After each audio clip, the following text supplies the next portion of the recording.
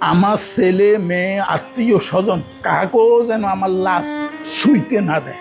শেষ শেষ দুনিয়াতে আমার আত্মায় কষ্ট পাইবে যে কি করলাম আর কি পাইলাম। আমি মন থেকে দিল থেকে তাদেরকেও অভিশাপ দিই, আমার মতো একদিন যেন তারা এই জায়গায় আসে। এদেরকে সোনার স্বামীসো করে মানে দুধ খাওয়াইছি, এত বেশি ভালোবাসছ না তোমারে, এরা জীবনে বহুত কষ্ট দিব। আজ সেই কথা, তাদের কথাটা আমি অক্ষরে অক্ষরে পাইছি।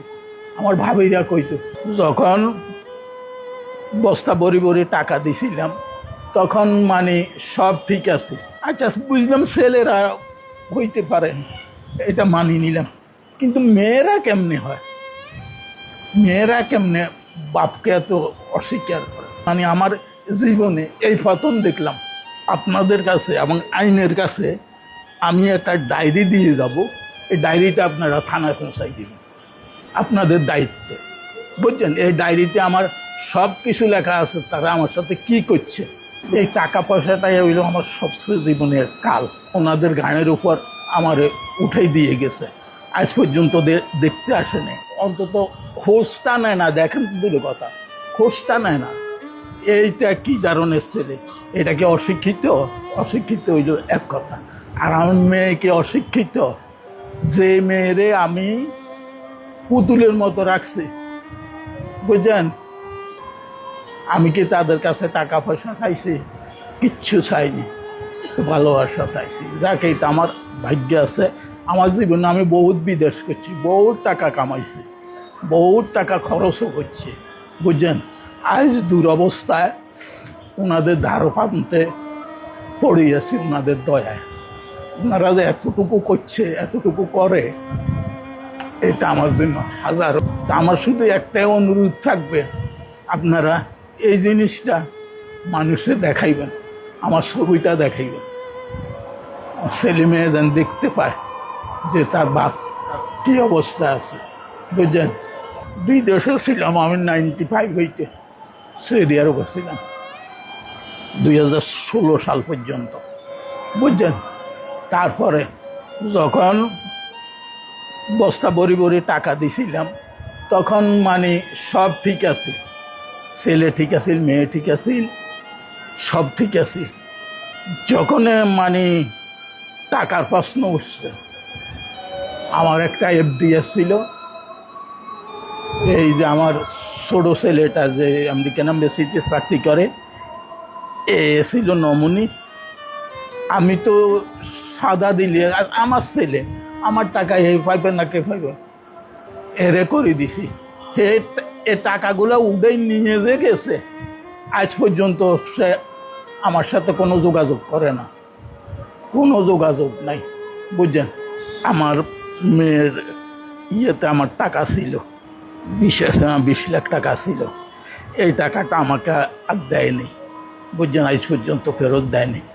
ওনাদের মাধ্যমে আমাকে প্রথমে মিরপুর ওনাদের যে ইয়ে আছে ওইখানে অনেক দিন আসছিলাম, তারপর হইতে এইখানে।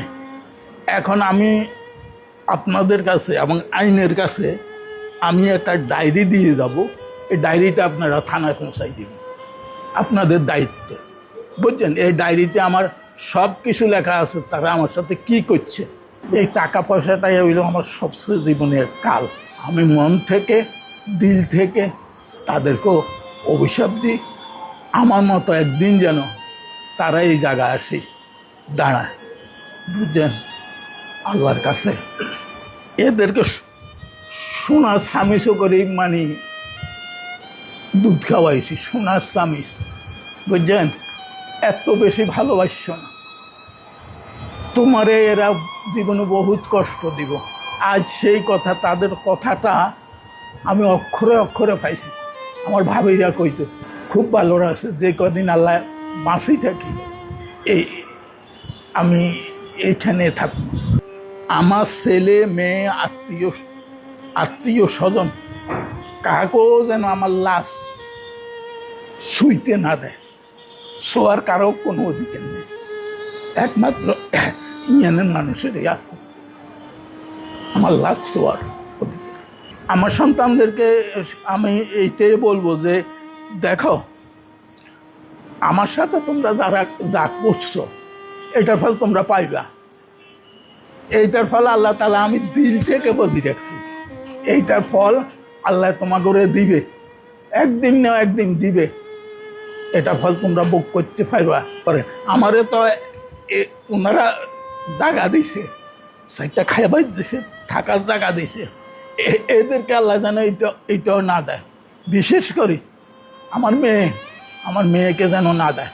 শেষ দুনিয়াতে আমার আত্মায় কষ্ট পাইবে যে কি করলাম আর কি পাইলাম। বাবা বলতো, ও খোকা, যখন আমি থাকবো না